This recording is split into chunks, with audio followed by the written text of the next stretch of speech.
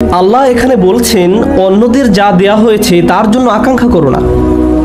আপনি নিজেই তো দেখতে পান যে আপনার চেয়ে ভালো চেহারার মানুষ রয়েছে, আপনার আমার চেয়ে বুদ্ধিমান মানুষও রয়েছে, আমাদের চেয়ে বেশি টাকা কামাই করে এমন লোকজনও রয়েছে। পরিবারে এমন কেউ থাকতে পারে যে আপনার চেয়ে বেশি প্রশংসা লাভ করে।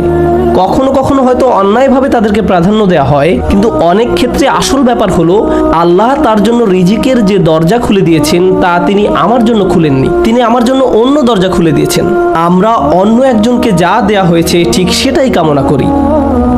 আল্লাহ আপনাকে আমাকে অন্য একজনের মতো করে বানাননি। আল্লাহ অন্য মানুষদের জন্য রিজিকের যে দরজা খুলে দিয়েছেন তা হয়তো আমার জন্য দেননি। আমাদের প্রত্যেকেরই রয়েছে জীবিকা উপার্জনের স্বতন্ত্র সুযোগ। আল্লাহর অনুগ্রহ অর্জন করতে হলে আমাদের প্রত্যেককে যে সুযোগ দেওয়া হয়েছে তার আলোকে কঠোর পরিশ্রম করতে হবে, অন্যদের সাথে নিজেকে তুলনা করে নয়। এই আয়াত যে ইতিবাচক বিষয়গুলোর প্রতি জোর দেয় সেটা আলোচনা করার পূর্বে আমি আরেকটা ব্যাপারে কথা বলতে চাই। এই হিংসা কেন অনেকগুলো বড় বড় গুনাহের মূল কারণ? আমাদের জানা মতে রেকর্ড করা ইতিহাসে আল্লাহর বিরুদ্ধে সর্বপ্রথম যে বিদ্রোহ করা হয় তা হলো ইবলিস শয়তানের বিদ্রোহ। আর এই বিদ্রোহের মূল কারণ ছিল হিংসা। সে কেন এত মনোযোগ পাচ্ছে? তাকে তো জাস্ট মাটি দিয়ে তৈরি করা হয়েছে। এভাবেই অবাধ্যতার শুরু। মানুষ পৃথিবীতে আসার পর সর্বপ্রথম যে পাপটি সংঘটিত হয় তা হলো কাবিল কর্তৃক তার ভাই হাবিলের হত্যা। সেটাও ছিল হিংসার কারণে।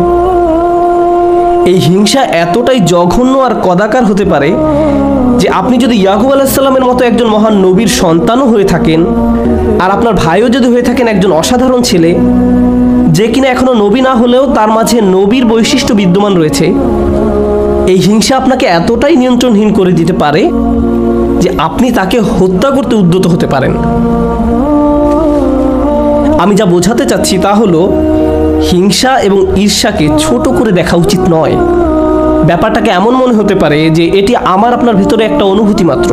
মূলত হিংসার আরবি শব্দ হলো হাসাদ, আর হাসাদ শব্দের শাব্দিক অর্থ হলো আঁচড়। তারা এটাকে এভাবে বর্ণনা করে, হিংসা হলো মনের ভিতরে একটি চুলকানি। ঠিক শরীরের চামড়ার উপর কোনো পোকামাকড় কামড় দিলে আপনি যেমন চুলকাতে চান, সেরকম এটি যত চুলকাবেন অবস্থা তত খারাপ হবে। আপনার উচিত হলো একে উপেক্ষা করা, এবং এক সময় এটা এমনিতেই ভালো হয়ে যাবে। আপনাকে এটা উপেক্ষা করতে হবে। এটাই হাসাদ। ইমাম হাসান রাদিয়াল্লাহু তাআলা আনহু বলেন, আমি হিংসুকের চেয়ে এমন কোনো অনিষ্টকারী দেখিনি যাকে আসলে বেশি ক্ষতিগ্রস্ত ব্যক্তির মতো দেখায়। সাধারণত কেউ ক্ষতি করলে অন্য একজন তার এই ক্ষতির কারণে ক্ষতিগ্রস্ত হয়, কিন্তু হিংসার ক্ষেত্রে ক্ষতিকারী নিজেই নিজের ক্ষতি করে। সে হিংসা করছে কিন্তু এই হিংসার কারণে নিজেই নিজের অনিষ্টের শিকার হচ্ছে। আর এই কারণেই সূরা ফালাকে হিংসুকের হিংসা থেকে আমরা আল্লাহর নিকট আশ্রয় প্রার্থনা করি। ওয়া মিন শাররি হাসিদিন ইযা হাসাদ।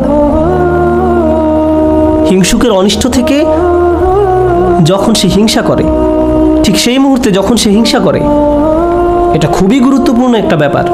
এই হিংসার কারণে আপনার আমার জীবনে ভয়ঙ্করতম সমস্যা তৈরি হতে পারে। এখন আমি নিজেকে বিশ্লেষণ করতে চাই। যখন আমি নিজেই অন্যকে হিংসা করতে শুরু করি তখন কোন কোন ধরনের নেয়ামত থেকে নিজেকে বঞ্চিত করি? যখন আমি নিজেই অন্যের উন্নতি সহ্য করতে পারি না, ব্যাপারটা আর একটু খোলাসা করে বলছি। তামান্নি জাওয়ালিন নি'মা বিদুনিহি। আপনি ইচ্ছা করেন যে তার যেন এই নিয়ামতটি না থাকে।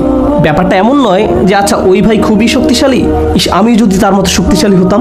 না না না, আমি ইচ্ছা করি যে সে অসুস্থ হয়ে পড়ুক আর আমি শক্তিশালী হয়ে উঠি। আপনি ইচ্ছা করেন তার মাঝে যেন ওই ভালো বিষয়টা না থাকে। কোন কারণে সে ওইটা পাবে? আচ্ছা সে প্রমোশন পেয়েছে, এখন আমারও ইচ্ছা হয় যে আমিও যেন প্রমোশন পাই। না না না, হিংসা হলো আমি চাই সে বরখাস্ত হোক আর আমি প্রমোশন পাই। আপনি তার ব্যর্থতা দেখতে চান, আপনার ভেতরের কিছু একটা চায় তার যেন পতন ঘটে। তার পতনের ফলে আপনার জীবিকায় সমৃদ্ধি আসে না, আপনার এতে কোনো উপকার হয় না, তবু আপনার ভেতরের কিছু একটা তার পতন কামনা করে। যদি তার পতন ঘটে তাহলে আপনার কাছে তা ভালো লাগবে। এটাই হলো হাসাদ। কিভাবে এটা একজনের ভালো দিক ধ্বংস করে দেয়? আমরা ইবলিস শয়তান সম্পর্কে জানি। আল্লাহ তাকে ফেরেশতাদের কাতারে রেখেছিলেন, এর চেয়ে উন্নত কোনো মর্যাদা হতে পারে না। কিন্তু হিংসা তাকে এত উচ্চ পর্যায় থেকে একেবারে নিম্নতম পর্যায়ে নামিয়ে দিয়েছে, আল্লাহর নিকট থেকে বহু দূরে সরিয়ে দিয়েছে। চিন্তা করতে পারেন এত বড় মর্যাদা কেড়ে নেওয়া হলো, এর মূল কারণ ছিল হিংসা।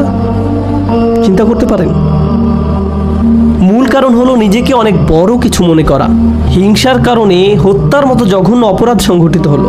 আল্লাহ সূরা আরাফে বর্ণনা করেন, কাআন্নামা কাতালান নাসা জামিআ, সে যেন গোটা মানব জাতিকে হত্যা করলো। হিংসার কারণে হত্যার মতো জঘন্য অপরাধ সংঘটিত হলো। আর এই মহাপাপের মূল কারণও ছিল হিংসা।